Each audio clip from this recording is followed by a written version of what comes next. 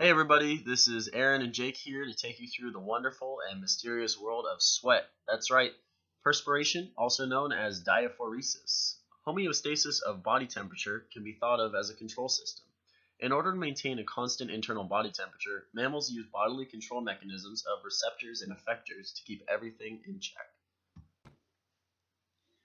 You can see here that these athletes are experiencing a raise in body temperature and as a result have begun to sweat to decrease that temperature.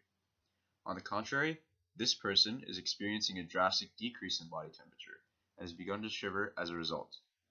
Both of these situations are examples of responses to disturbances in homeostasis of body temperature and can be modeled as negative feedback loops. Although both situations are opposite responses, the actuation of each system occurs in a similar way.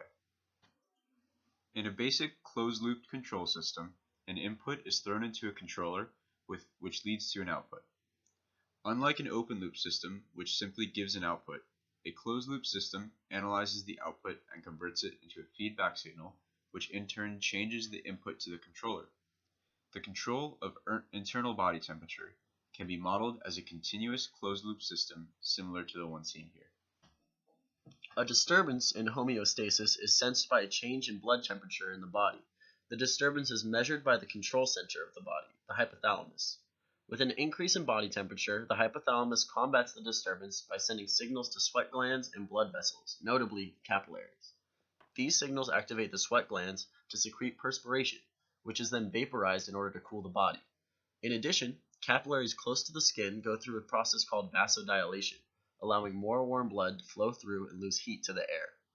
As a result, the internal temperature of the body begins to cool and move towards homeostasis again.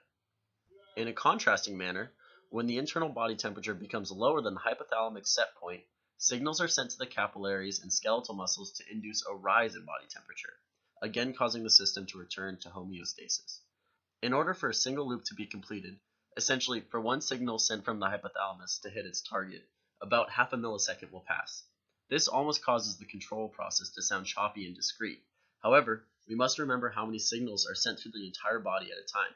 The conglomeration of all these responses creates a continuous feedback loop. In conclusion, we have successfully modeled natural homeostasis as a continuous dynamic control system. To put it simply, the body takes in an external input, body temperature, and responds accordingly by changing that input to maintain a comfortable equilibrium.